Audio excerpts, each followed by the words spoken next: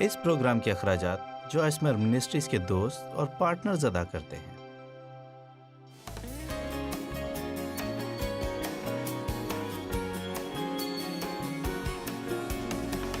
ہم ایک روحانی جنگ میں ہیں اور اس میں کوئی شک نہیں ہے، اور افسیوں 6:12 کہتی ہے کہ ہماری یہ جنگ خون اور گوشت سے نہیں ہے۔ آج صبح میری بات غور سے سنا، اور جب میں کہتی ہوں کہ آپ کے حالات آپ کا مسئلہ نہیں ہے تو میرا یقین کریں، وہ مسئلہ جو آپ کو تنگ کر رہا ہے وہ آپ کا اصل مسئلہ نہیں ہے۔ جو کچھ اس کے پیچھے موجود ہے اور وہ ہے حقیقی مسئلہ۔ اور جب ابلیس کسی شخص کے وسیلہ کام کرتا ہے، یا یوں کہہ لیجئے کہ وہ کسی شخص کے وسیلہ کام کر کے آپ کو ہر وقت پریشان رکھنا چاہتا ہے، کیا کسی کی زندگی میں کوئی ایسا شخص ہے؟ یہ ایسے ہی ہے جیسے آپ صبح اٹھے اور بہت اچھا دن گزر رہا ہو اور اچانک وہ آ جائے اور یہ سب کچھ ختم ہو جائے۔ خیر، اپنی جنگوں کو جیتنے کا طریقہ، میں جو کچھ کہنے والی ہوں اسے غور سے سنیں۔ جنگوں کو جیتنے کا طریقہ یہ جاننا ہے کہ کس طرح اپنی آنکھیں کھلی رکھیں اور یہ سمجھنا ہے کہ دشمن کیا کرنے کی کوشش کر رہا ہے، اور جس طرح وہ چاہتا ہے کہ ہم رد عمل ظاہر کریں اس کے بالکل برعکس رد عمل ظاہر کریں۔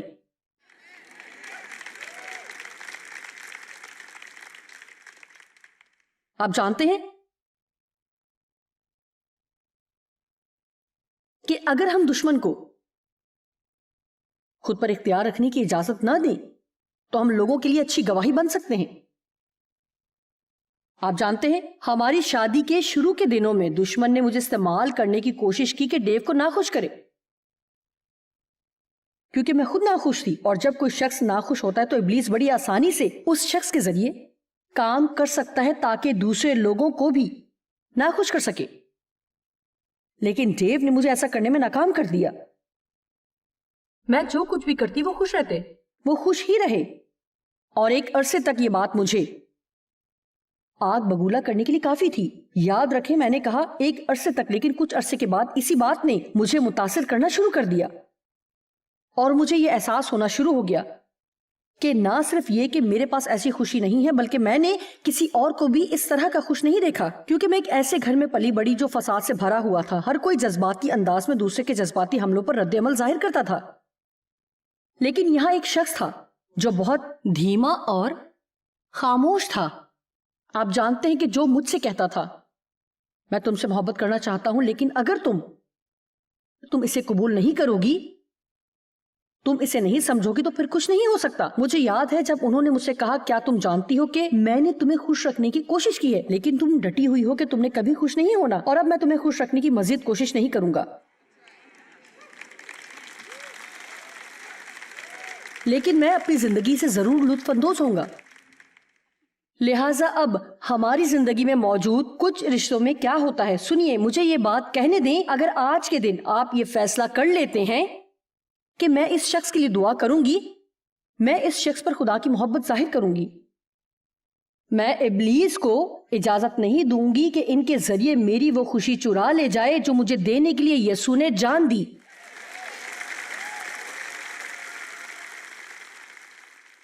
کسی اور شخص کے غلط انتخاب کو اجازت نہ دیں کہ وہ آپ کی قسمت کا فیصلہ کرے۔ یہ بات قابل تحریر ہے۔ کسی بھی اور شخص کے غلط انتخاب کو اجازت نہ دیں کہ وہ آپ کی قسمت اور منزل کا تعین کرے۔ افسیوں 6:12 کیونکہ ہمیں خون اور گوشت سے کشتی نہیں کرنا ہے۔ اس بات کو سمجھیں، ہم خون اور گوشت یعنی محض جسمانی مخالفین سے کشتی نہیں لڑ رہے ہیں، بلکہ حکومت والوں اور اختیار والوں اور اس دنیا کی تاریکی کے حاکموں جو کہ حاکم روحیں ہیں، اور شرارت کی ان روحانی فوجوں سے جو آسمانی مافوق الفطرت مقاموں میں ہیں۔ اس سے زیادہ صاف اور واضح بات کیا ہو سکتی ہے؟ ہمارا مقابلہ شرارت کی روحانی فوجوں سے ہے، اور میں جانتی ہوں کہ جب آپ بدرواہ کے بارے میں بات شروع کریں تو آپ جانتے ہیں کہ ہمارے اندر ایک حصہ ہے جو ایسے ہو جاتا ہے، کیا ہمیں آج اس بارے میں بات کرنی چاہیے؟ خیر، کسی کو تو اس کے بارے میں بات کرنی چاہیے۔ میری زندگی کے زیادہ تر حصے میں، زیادہ تر اسے نہیں کہنا چاہیے کیونکہ اس کو گزرے ہوئے بھی بہت لمبا عرصہ ہو چکا ہے، لیکن میرا مطلب ہے کہ اس وقت تک جب میں تقریباً 40 برس کی تھی، میں ہر ہفتے چرچ جاتی، اور تب تک بھی ابلیس کے بارے میں نے کبھی بھی کوئی اچھا پیغام نہیں سنا تھا۔ اور میں سمجھتی ہوں کہ یہ ٹھیک بات ہے. لوگوں کو بتانے کی ضرورت ہے کہ ان کا ایک دشمن ہے اور انہیں اس کے بارے میں پوری طرح معلومات حاصل ہونا چاہیے کہ بائبل شیطان، ابلیس اور بدروا اور ابلیسی روحوں کے بارے میں کیا کہتی ہے. ہمیں یہ جاننے کی ضرورت ہے کہ کلام کے مطابق روح کو کس طرح پرکھا جائے. ہر بات جو ہمارے سامنے آئے اس پر یقین نہیں کر لینا چاہیے. دیکھیں، خدا نے ہمیں پرکھنے کی صلاحیت عطا کی ہے. اگر ہم اپنی ذہنی اندازوں اور خیالات کے بجائے جو کچھ اپنے دل میں محسوس کرتے ہیں اس کے مطابق زندگی گزارے تو ہم دوسرے لوگوں کے ہاتھوں بری طرح دکھ اٹھانے سے بچ سکتے ہیں، جو نظر کچھ آتے ہیں لیکن بعد میں نکلتے کچھ اور ہیں. کتنی بار آپ کو احساس ہوا ہے کہ کچھ گڑبڑ ہے، کچھ نہ کچھ غلط ہے، کچھ ٹھیک نہیں ہے، لیکن آپ حقیقتاً نہ تو اس کی نشاندہی کر پاتے اور نہ ہی اسے سمجھ سکتے ہیں، اور آپ آگے بڑھتے ہیں اور اپنی عقل استعمال کرتے ہیں اور ایک بڑے بگاڑ کا شکار ہو جاتے ہیں. میں نے سیکھا ہے کہ اس پر دھیان دوں. یہ ایسے ہی ہے. میرا خیال ہے مجھے تھوڑا رکنا چاہیے اور ذرا احتیاط سے کام لینا چاہیے. میں نہیں چاہتی کہ دشمن مجھے تباہ کرنے کے لیے لوگوں کو استعمال کرے، لہٰذا میں ان تمام برسوں میں چرچ جاتی رہی اور میں نہیں جانتی تھی کہ میں دشمن کے بارے میں کیا سوچتی تھی، لیکن یقیناً میرا مطلب ہے میں نے کبھی ایسا نہیں سنا تھا کہ وہ میرا مسئلہ ہے اور یہ کہ یہ ابلیس ہی تھا جس نے میرے باپ کے ذریعے کام کر کے میری زندگی کو تباہ کیا. اور حقیقت ہے کہ اس نے ایسا ہی کیا کیونکہ خدا جانتا تھا، کیونکہ میری زندگی میں ایک بلاہٹ تھی اور خدا مجھے استعمال کرنا چاہتا تھا. لہٰذا جس لمحے سے میں نے اپنی چھوٹی چھوٹی آنکھیں اس دنیا میں کھولی، مجھے تباہ کرنے کے لیے ابلیس وہاں موجود تھا. میرے نام کا پہلا حصہ جوائس نہیں ہے بلکہ پاولین ہے، اور پاولین جوائس کا مطلب ہے شادمان روح کے ساتھ ایک چھوٹا مناد.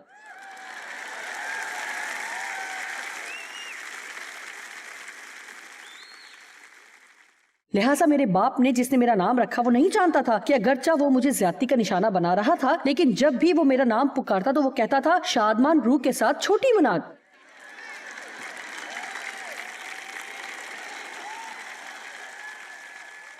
اور آپ جانتے ہیں کہ میری بہترین گواہی کیا ہے؟ یہ کہ میں ابھی بھی یہاں موجود ہوں. آمین. اور آپ بھی، اور ہم ہر روز سیکھ رہے ہیں، اور میں ہر دن روز بروز ہوشیار سے ہوشیار ہوتے جانا چاہتی ہوں اور دشمن کے کاموں کو زیادہ سے زیادہ پہچاننا چاہتی ہوں. میں نہیں جانتی تھی کہ دشمن میرے باپ کے ذریعے کام کر رہا ہے، لہٰذا میں دشمن کے ہاتھوں میں کھیل رہی تھی. میرے باپ نے مجھے دکھ دیا اور میں نے ساری زندگی اس سے نفرت رکھتے ہوئے گزاری. مجھے چاہیے تھا کہ دشمن سے نفرت کرتی اور سیکھ تھی کہ اسے اپنے باپ سے کیسے دور ہٹاتی، لیکن میں اپنے باپ سے نفرت کر کے اور جو کچھ انہوں نے میرے ساتھ کیا نہ ہی اس کے لیے تلخ ہو کر اور سب مردوں کو مورد الزام ٹھہرا کر اسے دور نہیں دھکیل سکتی تھی. سنیے، کیا آپ اس امونیہ کو دیکھ سکتے ہیں؟ ابلیس کو پیچھے ہٹانے کا طریقہ اس کے بالکل برعکس کام کرنا ہے. جو وہ چاہتا ہے کہ آپ کریں، یعنی لوگوں کو معاف کریں اور جتنے لوگوں کی مدد کر سکتے ہیں ان کی مدد کریں. جو کچھ وہ چاہتا ہے کہ آپ کریں. جب بھی میں یہاں اوپر آتی ہوں اور اپنا منہ کھولتی ہوں، میں دشمن کو پیچھے دھکیلتی ہوں، اور میں آپ کو بتا سکتی ہوں کہ وہ آج بالکل بھی خوش نہیں ہے. ٹھیک ہے، جس کسی نے آپ کو دکھ دیا ہو، جب بھی آپ اس کو معاف کرتے ہیں تو آپ دشمن کے منہ پر تھپڑ رسید کرتے ہیں. جب بھی آپ کے پاس موقع ہو کہ آپ تلخ اور خفا رہیں، اور اگر آپ ناراض ہونے سے انکار کریں اور اس کی بجائے ہو سکتا ہے آپ اس شخص کے لیے دعا کریں یا بامقصد طور پر اس کی مدد کریں، تو او میرے خدا، ابلیس کو تو دورہ پڑ رہا ہوگا.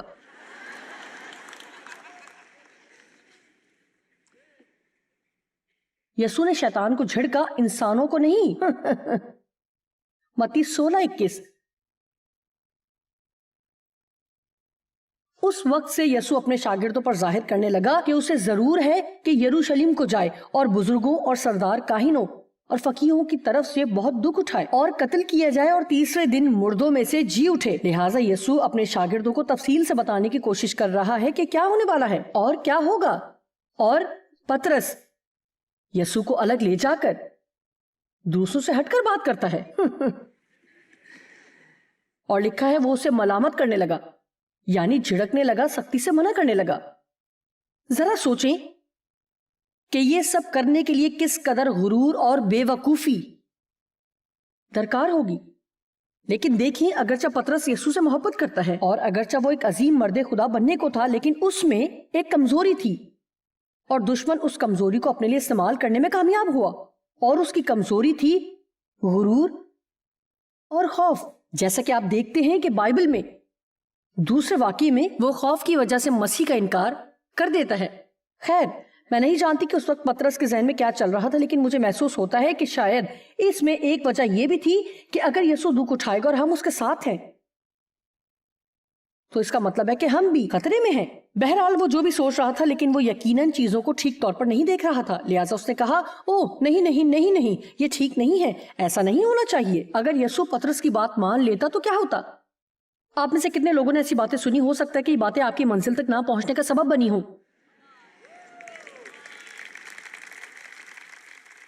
اوہ نہیں نہیں نہیں, تمہیں یہ بات بھول جانی چاہیے, تم یہ نہیں کر سکتے.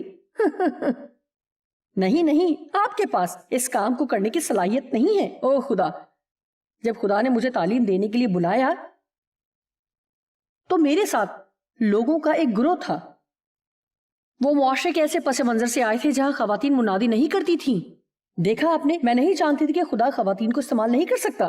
لہٰذا اس نے جو کچھ مجھے کہا میں نے اس کا یقین کیا اور وہ کرنا شروع کر دیا جو میری سوچ کے مطابق وہ مجھے کرنے کو کہہ رہا ہے. کسی نے مجھے بتایا, اور یہ خواتین کا ایک گروپ تھا, کسی نے ہمیں بتایا کہ آپ سوچتی ہیں کہ کسی دن آپ کے پاس دنیا کی ایسی سب سے بڑی منسٹری ہوگی جسے ایک خاتون چلا رہی ہوں گی. یہ ممکن نہیں ہے. ہمیں یہی سکھایا گیا ہے اور یہی حقیقت ہے. ہم اسی بارے میں بات کر رہے تھے, اور آپ کی جیسی شخصیت کے ساتھ تو یہ بالکل بھی ممکن ہی نہیں ہے. لیکن جیسا کہ میں نے کہا,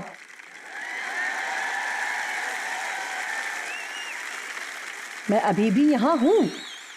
خیر, کیا آپ جانتے ہیں کہ در حقیقت وہ میرے ساتھ برائی کرنے کی کوشش نہیں کر رہے تھے, لیکن دشمن ان کے ذریعے ان کی جسمانی سوچوں کے وسیلہ کام کر رہا تھا اور مجھے اس بات پر یقین کرنے کے لیے مجبور کر رہا تھا کہ میں اس کام کے لیے بالکل بھی مناسب نہیں تھی اور خدا نے مجھے نہیں بلایا. دیکھیں, شیطان لوگوں کے ذریعے کام کرتا ہے, اور اسی لیے آپ کو ایسا نہیں ہے کہ ہم لوگوں کی سننا نہیں چاہتے ہیں, لیکن پہلے آپ کو خدا کی سننے کی ضرورت ہے, اور انسان کی بجائے خدا کی فرما برداری کرنا ہے. اپنی منزل کو اس لیے نہ کھو دیں کہ دشمن کسی کے ذریعے کام کر رہا ہے اور آپ کو یہ بتانے کی کوشش کر رہا ہے کہ آپ کیا نہیں ہیں اور کیا نہیں کر سکتے, یا آپ کیا کبھی نہیں بن سکتے. آپ خدا کی سنیں جو کہتا ہے کہ مسیح میں سب جو میری قوت ہے, میں سب کچھ کر سکتی ہوں.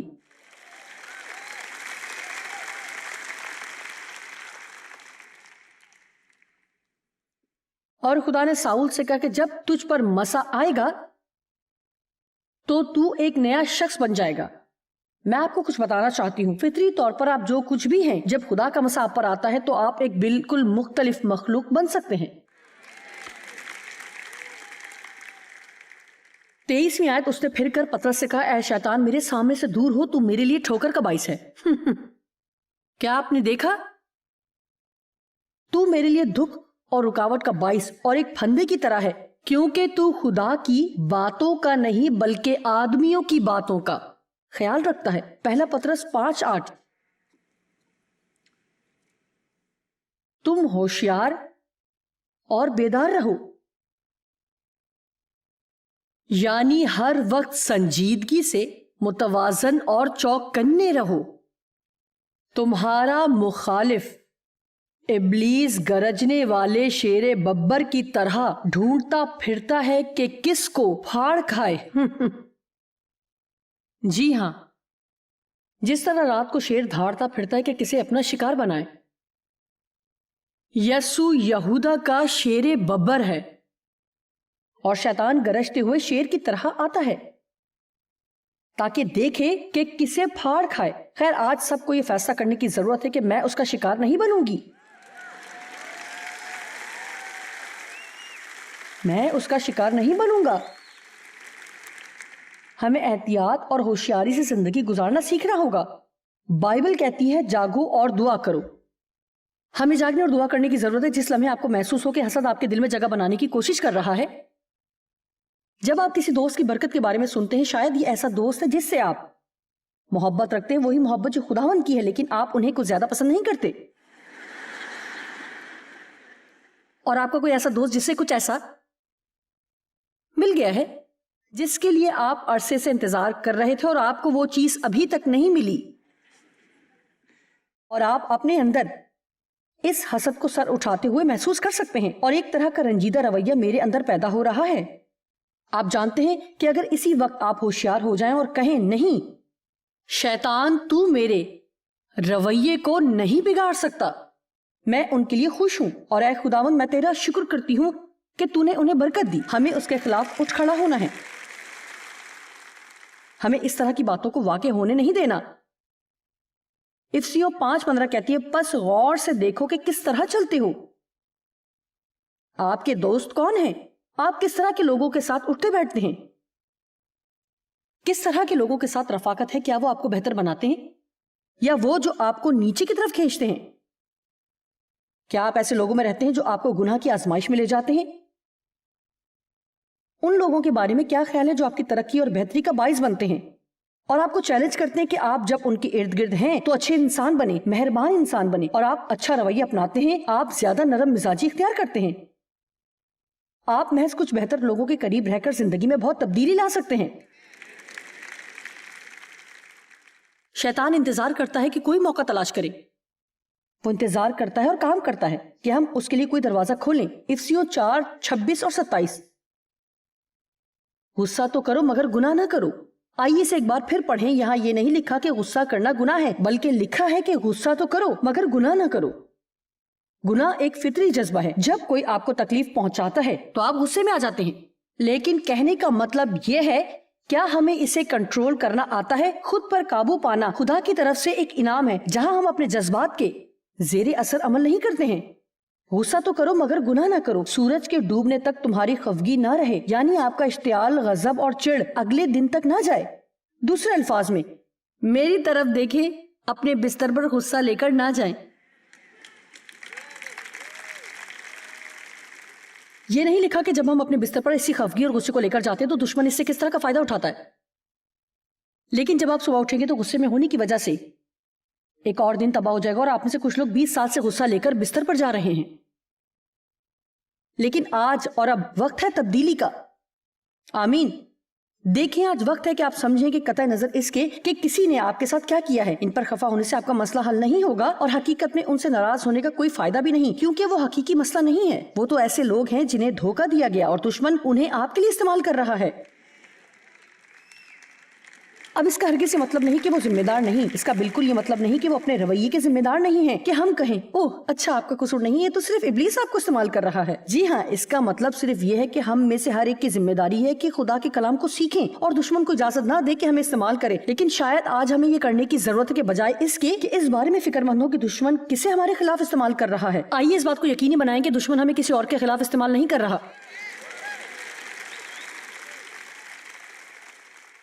मुझे यकीन है कि इब्लीस ने कई बार मुझे दूसरों के जज्बात को दुख पहुंचाने के लिए इस्तेमाल किया है।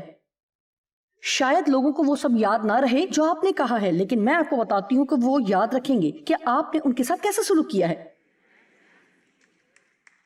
और हमारे पास मौका होता है कि आया खुदा को अपने वसीले काम करने दें या दुश्मन के हाथों खिलौना बन जाएं। खुदा ऐसे लोगों की तलाश करता है जिनको वो कुदरत से इस्तेमाल कर सके। इफ्सियों 5:15, बस गौर से देखो कि किस तरह चलते हो, दानाओं की तरह चलो और सूरज के डूबने तक तुम्हारा गुस्सा ना रहे। इफ्सियों 4:27, और इब्लीस को मौका ना दो, यानी उसे काम करने की कोई वजह ना दो, उसे कोई हक ना दो कि फायदा उठाए। ठीक, अब हम जो जंग लड़ रहे हैं वो रूहानी है, ये जिस्मानी जंग नहीं है, और इसमें से ज्यादातर हमारे जहन में जारी रहती है। इसीलिए मैं अक्सर जहन के मैदान जंग के बारे में बात करती हूं।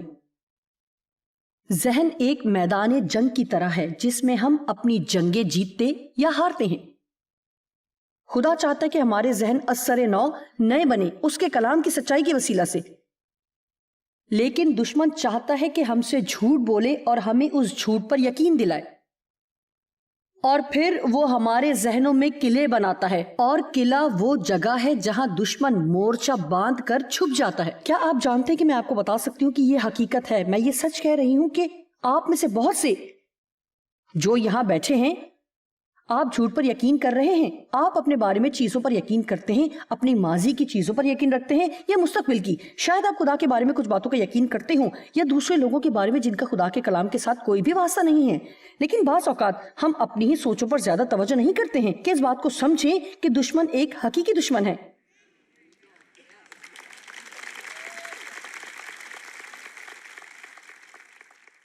सुनिए, आज आप किस बारे में सोचते रहे हैं? क्या आप अच्छी चीजों के बारे में सोचते रहे हैं? कुछ बुरी भी थी। ये एक जंग है। دوسرا کرنتھیوں 10 کی 4 اور 5، اس لیے کہ ہماری لڑائی کے ہتھیار جسمانی نہیں، خون اور گوشت کے نہیں، بلکہ خدا کے نزدیک قلعوں کو ڈھا دینے کے قابل ہیں۔ چنانچہ ہم تصورات اور ہر ایک اونچی چیز کو، یعنی ہر اس فخر اور غرور کی باتوں کو جو خدا کی پہچان کے برخلاف سر اٹھائے ہوئے ہے، ڈھا دیتے ہیں، اس کا انکار کرتے ہیں اور ہر ایک خیال کو قید کر کے مسیح یسوع کا فرما بردار بنا دیتے ہیں۔ لہٰذا ضرور ہے کہ ہر خیال کو یسوع مسیح کے تابع کر دیا جائے۔ ایک ایماندار کے طور پر آپ کے پاس اختیار ہے جس کا ذکر پیدائش کی کتاب میں آتا ہے، جہاں خدا نے انسان کو اختیار دیا اور کہا کہ زمین کو معمور و محکوم کرو، اور اسے باقی سب چیزوں پر بھی اختیار بخشا جو اس نے تخلیق کی تھی۔ خیر، جب آدم نے گناہ کیا تو اس نے وہ اختیار جو خدا نے اسے دیا تھا دشمن کو دے دیا۔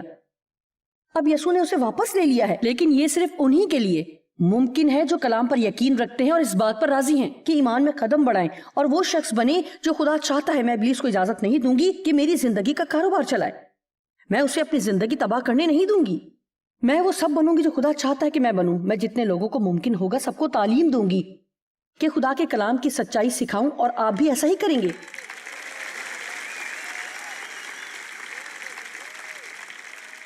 لوکا 10:19 میرے پسندیدہ حوالوں میں سے ہے۔ دیکھو میں نے تم کو اختیار دیا، تمہیں طاقت دی ہے۔ دیکھو میں نے تم کو اختیار دیا کہ سانپوں اور بچھوؤں کو کچلو اور دشمن کی جسمانی اور ذہنی طاقت اور صلاحیت، ساری قدرت پر غالب آؤ، یعنی دشمن کے پاس جو کچھ بھی ہے، اور تم کو ہرگز کسی چیز سے ضرر نہ پہنچے گا۔ اچھا، لیکن آئیے ذرا سے غور سے دیکھیں، خدا نے ہمیں اختیار اور غلبہ دیا ہے، شیطان کے پاس صرف قوت ہے۔ دیکھو میں نے تم کو اختیار دیا ہے کہ دشمن کی ساری قدرت پر غالب آؤ۔ دشمن کے پاس کوئی حقیقی اختیار نہیں ہے کیونکہ یسوع نے اس کا اختیار اس سے چھین لیا ہے، لیکن ہم اسے اختیار دیتے ہیں اگر ہم اس کے جھوٹ پر یقین کرتے ہیں، اگر ہم نہیں جانتے کہ ہم کون ہیں، اور یہ کہ جو ہم میں رہتا ہے وہ بڑا ہے، اور خدا کا بیٹا اسی لیے ظاہر ہوا کہ ابلیس کے کاموں کو، یعنی اس کی شرارت کے کاموں کو نیست کرے۔ سب کہیں اور اس طرح کہیں کہ آپ یہ جانتے ہیں ابلیس کو مجھ پر کوئی اختیار نہیں ہے۔ آپ میں سے کتنے سمجھتے کہ یہ آج آپ کے لیے بھلائی ہے؟ خیر، ہماری زندگی میں ہمیشہ جنگیں رہیں گی، لیکن خوشخبری یہ ہے کہ آپ یسوع کے ساتھ فتح مند ہو سکتے ہیں۔ اس بات کو ذہن میں رکھیں کہ اصل دشمن کون ہے، اور ان روحانی ہتھیاروں کو استعمال کرتے ہوئے اس سے لڑیں جو خدا ہمیں بخشتا ہے۔